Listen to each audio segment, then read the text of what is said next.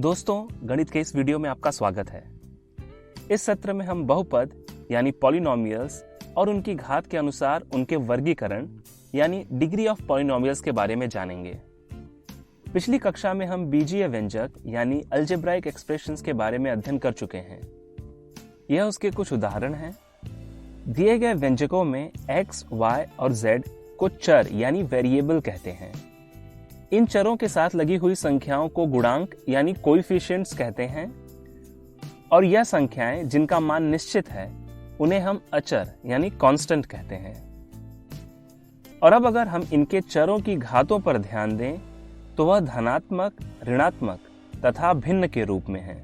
और दोस्तों, बहुपद तथा व्यंजक में बस इतना सा फर्क है कि बहुपद में चरों की घात हमेशा पूर्ण संख्याएं ही होती हैं, जबकि व्यंजकों के चरों की घात कोई भी संख्या हो सकती है। हमें यहाँ एक बात पर ध्यान देना है कि सभी बहुपद व्यंजक तो होते हैं, लेकिन सभी व्यंजक बहुपद नहीं होते।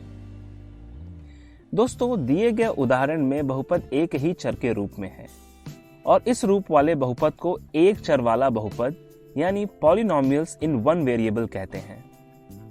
क्या बहुपद दो या उससे भी अधिक चर के रूप में हो सकते हैं? जी हाँ, लेकिन उस प्रकार के बहुपदों को हम उच्च कक्षाओं में पढ़ेंगे। एक चर वाले बहुपद को सामान्य रूप यानी जनरल फॉर्म में इस प्रकार दर्शाते हैं, जहां x को चर कहते हैं, an-1, a1 इत्यादि को गुणांक यानी कोएफिशिएंट कहते हैं तथा a0 को अचर कहते हैं। बहुपदों को हम p of x, q of x या चर के अनुसार p of y, r of y या r of t, q of t से दर्शाते हैं। बहुपद में उपस्थित पदों की संख्या यानी नंबर ऑफ टर्म्स के अनुसार बहुपद भी अलग अलग नामों से जाने जाते हैं, जैसे कि एक पदी यानी मोनोमियल, द्विपद यानी बाइनोमियल, त्रिपद यानी ट्राइनोमियल इत्यादि। उसी प्रकार बहुपदों को उनके चरों की उच्चतम घात के अनुसार भी वर्गीकृत किया गया है, जैसे कि चर की उच्चतम घात एक होने वाले बहुपद को रैखिक बहुपद यानी लीनियर पॉलिनोमियल, उच्चतम घात दो होने पर द्विघाती बहुपद यानी क्वाड्रेटिक पॉलिनोमियल और तीन होने पर त्रिघाती बहुपद यानी क्यूबिक पॉलिनोमियल कहते हैं। दोस्तों, अगर आप इन बहुपद के सामान्य रूप को देखेंगे तो यहाँ कहा गया है कि a शून्य नहीं होना चाहिए। क्या आप बता सकते हैं ऐसा क्यों? अगर a शून्य हुआ तो बहुपद की उच्चतम घात एक से कम हो जाती है।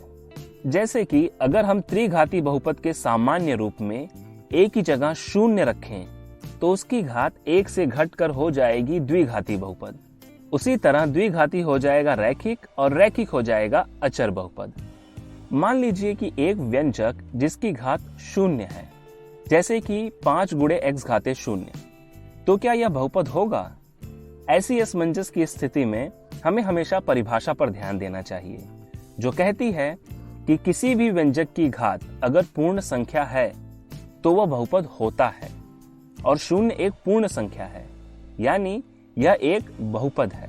वैसे 5 गुणे x घाते शून्य में x घाते शून्य का मान 1 होता है, यानी 5 गुणे x घाते शून्य होता है 5। इसका मतलब किसी भी संख्या को शून्य घात वाले बहुपद के रूप में लिखा जा सकता है, यानी अचर या संख्या को भी बहुपद कहते हैं। अचर बहुपद, कांस्टेंट पॉलिनोमियल। तो क्या शून्य, जो कि एक संख्या है, क्या यह भी बहुपद है? शून्य को हम शून्य गुणे x घाते शून्य या शून्य गुणे x घाते 3 या चर की किसी भी घात के रूप में दर्शा सकते हैं। इसलिए शून्य को हम शून्य बहुपद यानी जीरो पॉलिनोमियल कहते हैं, जिसकी घात परिभाषित नहीं है। दोस्तों, इस वीडियो में बस इतना ही। तो आज हमने क्या सीखा? अब मिलते हैं अगले वीडियो में। धन्यवाद।